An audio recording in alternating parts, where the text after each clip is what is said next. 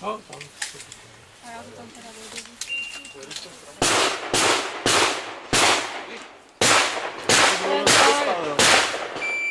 To сейчас, если бы на